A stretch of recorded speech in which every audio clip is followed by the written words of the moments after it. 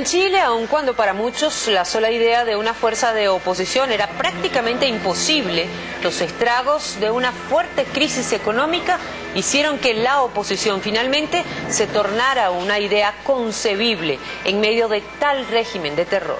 El desempleo se contaba en un 30% y desde el mismo epicentro de los trabajadores de la minería, una de las industrias más lucrativas del país, surgieron los líderes que se atrevieron a enfrentar al régimen. O sea, había la cantidad de violaciones a los derechos humanos que hubo en Chile, no tan solo en los días mismos del golpe, sino que durante todo el tiempo siguiente.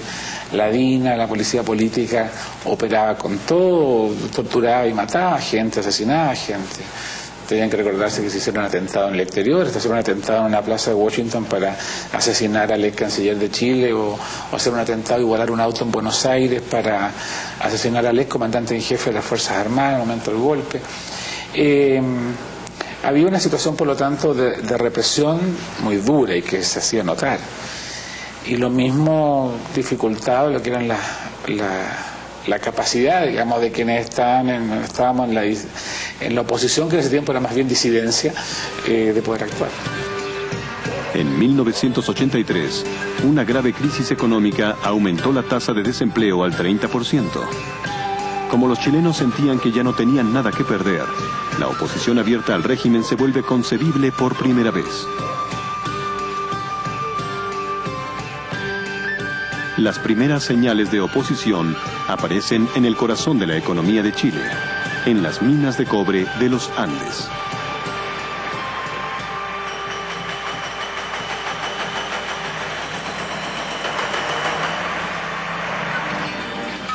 Los mineros están entre los obreros mejor pagados de Chile. Son parte de la mayor y más lucrativa industria exportadora del país. Su líder era Rodolfo Seguel, de 29 años de edad, empleado asalariado de la mayor mina de cobre de Chile, elegido recientemente como presidente del Congreso Nacional del Trabajo. Seguel quería que sus agremiados dieran el primer paso, una huelga nacional.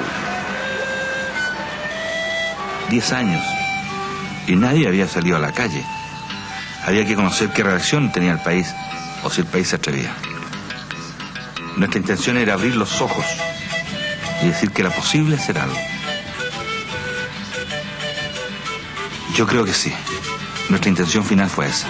Una semana antes de que estallara la huelga, las tropas de Pinochet rodearon las minas de cobre. Seguel sabía que si seguían adelante con la huelga, habría derramamiento de sangre. Cambió sus planes. En lugar de hacer una huelga, proclamó un día nacional de protesta. Con unos cuantos días para prepararlo, debían movilizar no solo a los agremiados del sindicato, sino a todo el pueblo. Y yo recuerdo que esa mañana me levanté y uno al comienzo no sabía si alguien estaba andando lento en su automóvil o si caminaba lento en la vereda porque estaba paseando o si era alguien que estaba protestando. Hasta que finalmente, al mediodía, era tan obvio, fue tan obvio que todo andaba lento. Fue tan evidente que la ciudad se empezó a cerrar.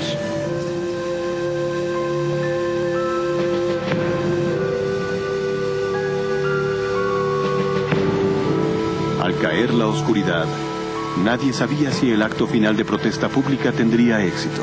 Comenzó exactamente a las 8 de la noche. Primero tentativamente.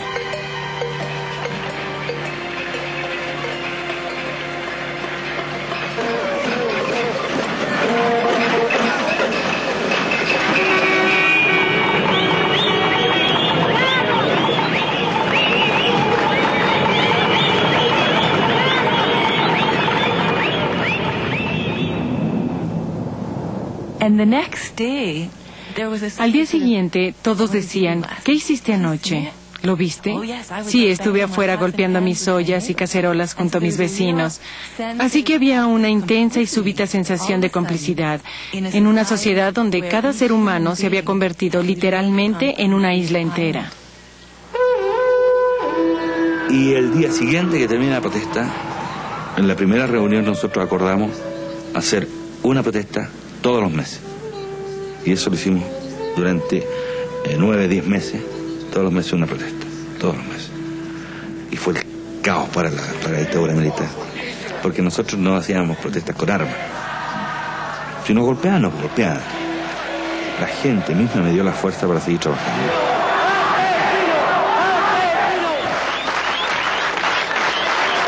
Al aumentar las manifestaciones mes con mes, surgió un estado de ánimo que se acercaba a la euforia. ¿Pensaron alguna vez que no lo lograrían? No, yo creo que habían diferencias de opinión respecto a la cercanía. Siempre hay algunos que son más optimistas o más impulsivos y que creen que las cosas se van a dar con mucha rapidez, que querer es poder, por así decirlo. Habían otros que eran más realistas, que decían, mire, este es un proceso que va a tomar su tiempo, en que el régimen se irá deteriorando. Pero nadie dudaba de que esto iba... ¿Qué era ser pesimista o ser optimista en esa época? Es decir, ¿cuántos Bueno, ser años? pesimista era que la cosa podía durar varios años. Ser pesimista era cuando nosotros nos embarcamos en el plebiscito. Al comienzo muchos nos decían, pero ustedes creen que la dictadura se va a dejar ganar, ustedes creen que va a haber un plebiscito y ustedes creen que cuando se cuenten los votos no los van a hacer, no los van a robar, digamos, la votación.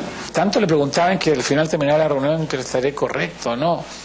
No, yo creo que se fue generando una mística muy fuerte, pero ser pesimista era pensar que la situación podía durar muchísimos años y que podía tener al final un desenlace violento.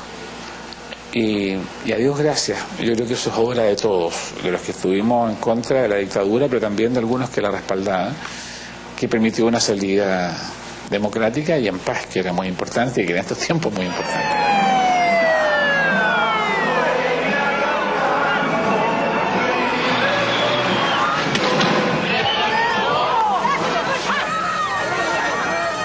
Las principales protestas de la oposición eran estrictamente no violentas. La brutal represión policíaca parecía tener la intención de detener al movimiento por intimidación, pero no surtió efecto. A principios de agosto, un día antes de la cuarta protesta, Pinochet nombró a un nuevo ministro del Interior, Sergio Jarpa. Jarpa recibió instrucciones de comenzar a dialogar con la oposición. Habló de diálogo, propuso diálogo. ¿Le creyeron ustedes? ¿Lo sintieron sincero? No, en Pinochet nunca hubo credibilidad en torno a él. Lo que sucede es que las protestas siguen aumentando. Pinochet recurre a un político de derecha antiguo, Sergio Onofre Jarpa, lo designa ministro del Interior.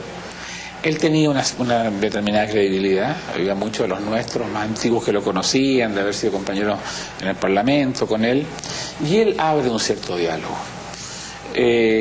Sigue los procesos de movilización, sigue el deterioro del régimen, sigue la presión internacional, sale Jarpa, entran otros ministros y ya llega un momento en el cual se acerca además el tiempo constitucional del plebiscito y nosotros aceptamos entrar a la competencia del plebiscito. Bueno, y ahí ya el proceso no lo pudo seguir manejando ahí. Hora de hacer otra pausa. Ya regresamos.